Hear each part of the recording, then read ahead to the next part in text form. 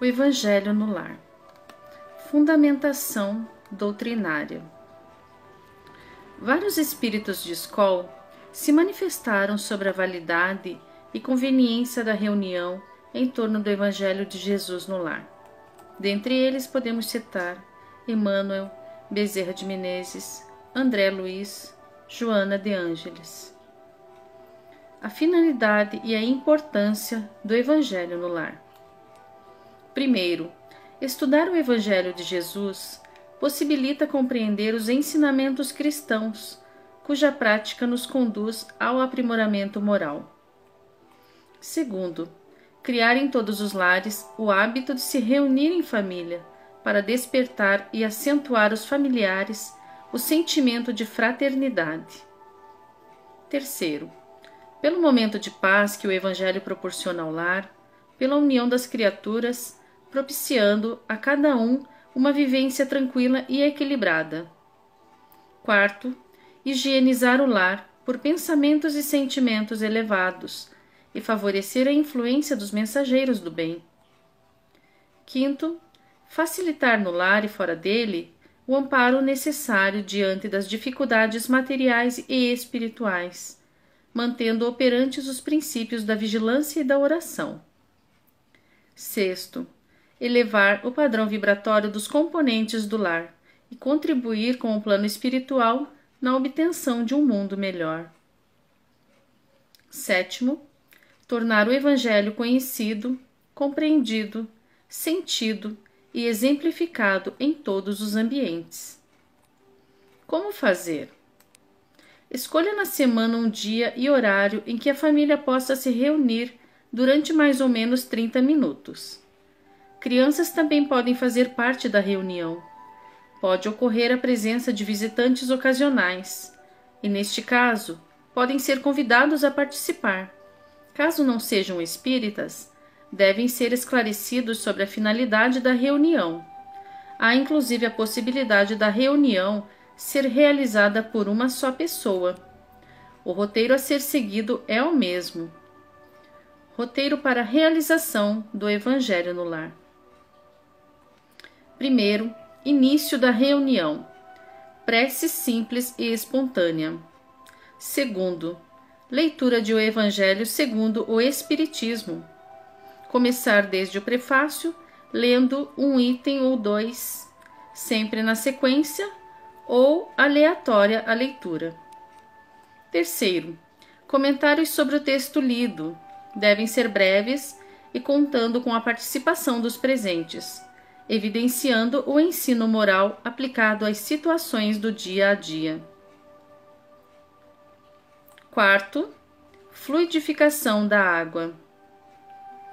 Quinto, vibrações, pela fraternidade, paz e equilíbrio de toda a humanidade, por todos os governantes e por aqueles que têm sob a sua responsabilidade crianças, jovens, adultos e idosos, pela implantação e vivência do Evangelho em todos os lares, pelo próprio lar dos participantes, mentalizando paz, harmonia e saúde para o corpo e para o espírito. Sexto, pedidos. Pode-se pedir pelos parentes, amigos, por pessoas que não participem do círculo de amizades e por toda a humanidade. Sétimo, a prece de encerramento. Simples, sincera e espontânea, agradecendo a Deus, a Jesus e aos bons espíritos. Uma observação.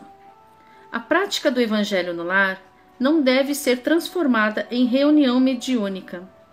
Toda intuição e inspiração que possam ocorrer devem ficar no campo dos comentários gerais no momento oportuno. Livro indicado e livros recomendados. O livro básico indicado é o Evangelho segundo o Espiritismo, de Allan Kardec. Os livros recomendados: Caminho, Verdade e Vida, Pão Nosso, Fonte Viva, Vinha de Luz, de Emmanuel. Agenda Cristã, de André Luiz. Jesus no Lar, Alvorada Cristã, de Neio Lúcio. Luz no Lar, autores diversos. Deus aguarda, Evangelho em casa, de Meimei. Messe de Amor, Joana de Ângeles. E outros de conteúdos semelhantes.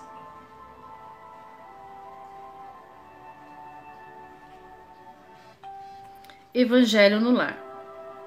Trabalhemos pela implantação do Evangelho no lar, quando estiver ao alcance de nossas possibilidades. A seara depende da sementeira. Se a gleba sofre o descuido de quem lavra e prepara, se o arado jaz inerte e se o cultivador teme o serviço, a colheita será sempre desengano e necessidade, acentuando o desânimo e a inquietação. É importante nos unamos todos no lançamento dos princípios cristãos no santuário doméstico. Trazer as claridades da Boa Nova ao templo da família é aprimorar todos os valores que a experiência terrestre pode nos oferecer. Não bastará entronizar as relíquias materiais que se reportem ao Divino Mestre entre os adornos da edificação de pedra e cal, onde as almas se reúnem sob os laços da comunidade ou da atração afetiva. É necessário plasmar o ensinamento de Jesus na própria vida, adaptando-se-lhe o sentimento à beleza excelsa. Evangelho no lar é Cristo falando ao coração, sustentando semelhante luz nas igrejas vivas do lar. Teremos a existência transformada na direção do infinito bem. O céu, naturalmente, não nos reclama a sublimação de um dia para o outro, nem exige de nós de imediato as atitudes espetaculares dos heróis. O trabalho da evangelização é gradativo, paciente e perseverante. Quem recebe na inteligência a gota de luz da revelação cristã, cada dia ou cada semana, transforma-se no entendimento e na ação, de maneira imperceptível. Apaga-se nas almas felicitadas por essa bênção o fogo da paixão, e delas desaparecem os pruridos da irritação inútil que lhe situa o pensamento nos escuros resvaladouros do tempo perdido.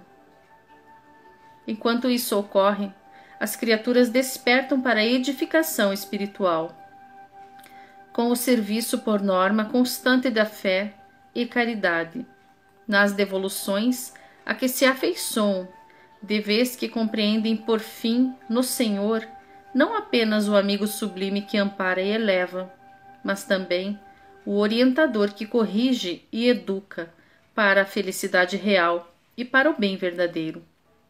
Auxiliemos a plantação do cristianismo no santuário familiar, à luz da doutrina espírita, se desejamos efetivamente a sociedade aperfeiçoada no amanhã.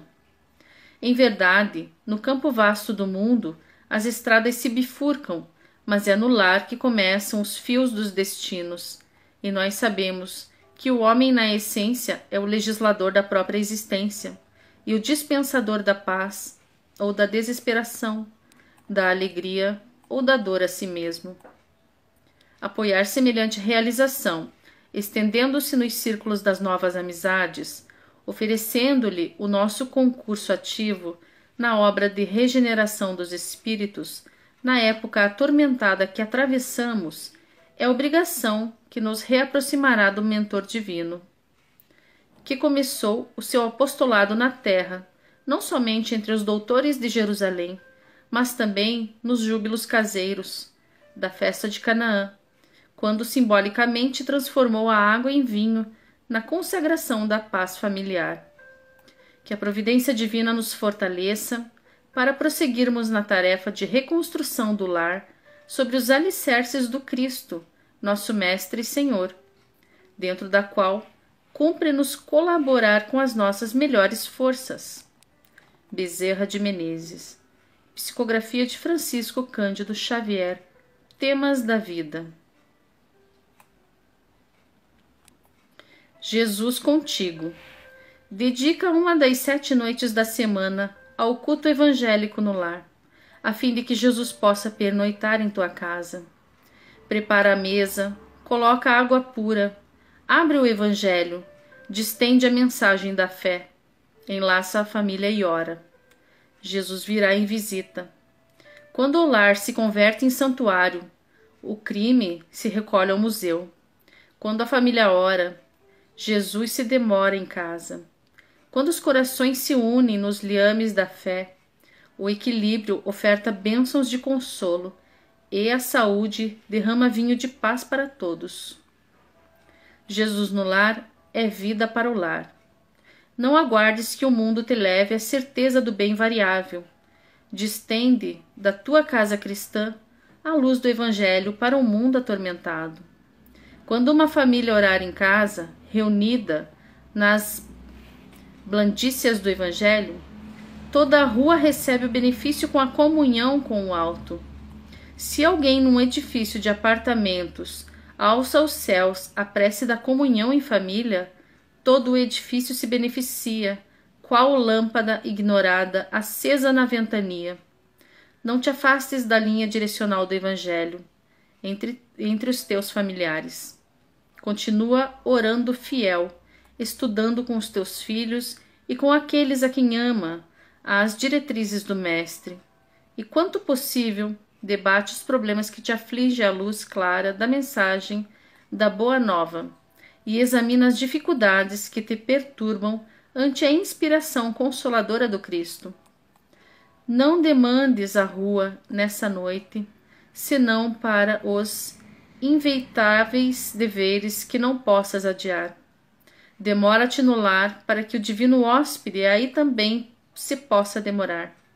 E quando as luzes se apagarem à hora do repouso, ora mais uma vez, comungando com ele, como ele procura fazer, a fim de que, ligado a ti, possas em casa, uma vez por semana, em 7 noites, ter Jesus contigo. Joana de Ângeles, psicografia de Divaldo Pereira Franco, SOS Família.